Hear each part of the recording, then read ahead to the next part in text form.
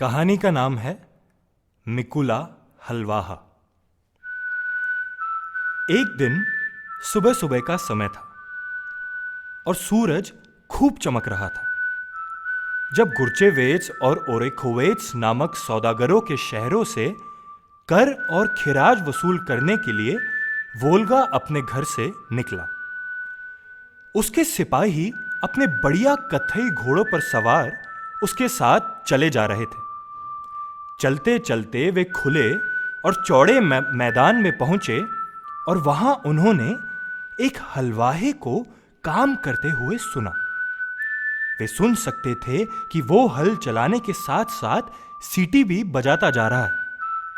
हल के फालों के छोटे छोटे पत्थरों से रगड़ खाने की आवाज भी उनको सुनाई दे रही थी। मालूम पड़ता था वो उनके बहुत नजदीक ही कहीं था। वोल्गा और उसके आदमी दिन भर अपने घोड़े को दौड़ाते रहे और रात होने को आ गई, मगर वो हलवाहा अभी तक कहीं दिखाई नहीं दिया। फिर भी उसके सीटी बजाने और उसके लकड़ी के हल के चरचराने और हल के फालों के रगड़ खाने की आवाजें बराबर आ रही थी। जब तीसरा दिन भी खत्म होने को आ गया तो आखिर वोल्गा और उसके आदमियों को हलवाहा नजर आया। वो खेत जोत रहा था और पुकार पुकार कर अपनी घोड़ी को आगे चलने के लिए कह रहा था। अपने हल से उसने जमीन में जो हल रेखाएं बनाई थी वे खंदकों जैसी गहरी थी। वो एक बार हाथ घुमाकर बलूत के बड़े बड़े पेड़ों को जड़ से उखाड़ देता और बड़ी बड़ी चट्टानों और पत्थरों को अपने हल से इस तरह उठाकर फेंक देता जैसे वे जरा जरा से कंकड़ हो। इतना श्रम करते हुए भी केवल उसके घुंघराले बाल ही हिलते डुलते और उसके कंधों पर रेशम की तरह लहराते थे। हलवाहे की घोड़ी बहुत मामूली ढंग की थी और उसका हल मेपल की लकड़ी का बना हुआ था और जोत रेशम की बनी थी। उसे देखकर वोल्गा को बहुत आश्चर्य हुआ। उसने हलवाहे को नमस्कार करके कहा, ओ भले आदमी, जमीन जोतने वाले, नमस्ते। नमस्कार वोल्गा, किधर का इरादा है? मैं सौदागरों से कर और खिराज वसूल करने के लिए गुर्चेवेच और ओरेखोवेच नामक शहरों की तरफ जा रहा हूं। ओ वोल्गा, उन शहरों के सौदागर तो सब डाकू हैं, डाकू। वे गरीब हलवाहों की खाल उतार लेते हैं और सड़क पर चलने के लिए चुंगी वसूल करते हैं। मैं एक बार कुछ नमक खरीदने के लिए गया था। मैंने 3 बोरे नमक खरीदा। एक बोरा 35 मन का था। मैं उनको अपनी भूरी घोड़ी पर लाद कर घर लौट पड़ा, लेकिन सौदागरों ने मुझे चारों तरफ से घेर लिया और अपनी चुंगी मांगने लगे। मैं जितना उनको देता था वो उतना ही और मांगते। मैं बहुत परेशान हुआ और मुझे बहुत गुस्सा आ गया। मैं लगा अपना रेशमी कोड़ा निकालकर उनको चुंगी देना। सौदागरों की यह हालत हो गई कि उनमें से जो आदमी पहले खड़ा था वो अब केवल बैठ सकता है और जो पहले बैठ सकता था वो अब केवल लेट सकता है। उसकी बातें सुनकर वोल्गा को बहुत आश्चर्य हुआ और उसने हलवाहे को प्रणाम करके कहा, अरे ओ धरती के बेटे, भले हलवाहे, तुम सच्चे बहादुर हो। मेरे साथ चलो और आज से मेरे साथी बन जाओ। वो तो मैं जरूर बनूंगा वोल्गा। इन सौदागरों को यह सिखाना जो है कि वे किसानों के साथ मनमानी नहीं कर सकते। तब हलवाहे ने हल की रेशमी जोतें खोल डाली। वो अपनी भूरी घोड़ी को हल से खोलकर और उस पर सवार होकर वोल्गा और उसके आदमियों के साथ हो लिया। वे काफी तेज रफ्तार से चले जा रहे थे और जब उन 2 शहरों का रास्ता आधा तय हो गया तो हलवाहे ने वोल्गा से कहा, हाय, एक काम हम लोग ने अच्छा नहीं किया। हम हल को हल रेखा में छोड़ आए हैं। अपने कुछ सिपाहियों को भेजो कि हल को जमीन से निकाल कर और मिट्टी झाड़कर झाड़ी से नीचे दबा दे। वोल्गा ने अपने 3 आदमी इस काम के लिए भेज दिए।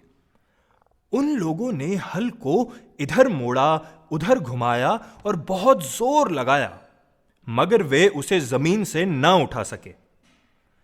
तब वोल्गा ने अपने 10 बहादुर को हल को जमीन से निकालने के लिए भेजा। वे 10 आदमी यानी 20 हाथ थे और उन्होंने हल को इधर मोड़ा, उधर घुमाया, मगर वे भी उसे जगह से नहीं हिला सके। अब तो वोल्गा खुद अपने सारे आदमियों के साथ लौट पड़ा। ये लोग संख्या में 29 थे। उन्होंने मिलकर हल को चारों तरफ से पकड़ा और फिर अपनी पूरी ताकत लगाकर उसे खींचा और उठाया, मगर नहीं, वे भी हल को नहीं हिला सके। वे खुद जोर लगाते लगाते घुटनों तक मिट्टी में धंस गए, लेकिन हल बाल बराबर भी टस से मस नहीं हुआ। अब हलवाहा अपने घोड़े से उतरा और उसने एक हाथ से हल को थामकर उसे जमीन से बाहर निकाल दिया। मिट्टी झाड़कर उसने हल के फालों को साफ किया और फिर हल को ऊपर उठाकर झाड़ी के उस तरफ फेंक दिया। हल इतना ऊंचा उछला जैसे बादलों को छूने जा रहा हो और फिर झाड़ी के उस तरफ जा गिरा और सीली मिट्टी में अपने दस्तों तक घुस गया। ये काम करके तमाम बहादुर फिर आगे बढ़े और आखिर वे गुर्चेवेच और ओरोखोवेच नामक शहरों के पास पहुंच गए। लेकिन इन शहरों के सौदागर बहुत चालाक और मक्कार थे। उन्होंने हलवाहे को देखते ही ओरेखोवेच नदी के बलूत की लकड़ी के बने पुल के कुंदे काट डाले। वोल्गा के आदमी पुल पर पहुंचे ही थे कि बलूत के कुंदे टूटकर नीचे गिरने लगे। वोल्गा के बहादुर सिपाही डूबने लगे। वे भले लोग डूबने और मरने लगे। इंसान और घोड़े सब नदी के गर्भ में विलीन होने लगे। वोल्गा और मिकुला बहुत परेशान थे और उनको गुस्सा भी बहुत आ रहा था। उन्होंने अपने बढ़िया घोड़ों को जोर से एक चाबुक लगाया और एक ही छलांग में नदी को पार कर गए। किनारे पर पहुंचकर उन नीच सौदागरों को उनके लिए एक दंड दिया। मिकुला हलवाहा अपने कोड़े से सौदागरों की खबर ले रहा था और उनसे कहता जाता था, सौदागरों, तुम बड़े लालची हो। एक किसान है जो शहरों को रोटी देते हैं, शहद की मीठी शराब से तुम्हारी प्यास बुझाते हैं, और एक तुम हो जो किसानों को नमक तक नहीं देना चाहते। उधर वोल्गा अपने सोटे से सौदागरों को पीट रहा था और उसके जो बहादुर सिपाही और घोड़े नदी में गिरकर डूब गए थे, उनका बदला ले रहा था। तब गुर्चेवेच के सौदागरों को अपने कुकर्मों के लिए पश्चाताप होने लगा और वे दया की भीख मांगने लगे। हमारे नीच कर्मों और धोखेधड़ी के लिए क्षमा करो। वे लोग बोले, हमसे अपना खिराज लो और हलवाहों से कह दो कि अब वे शांति के साथ नमक खरीद सकते हैं। हम चुंगी का एक छद्दाम भी उनसे नहीं मांगेंगे।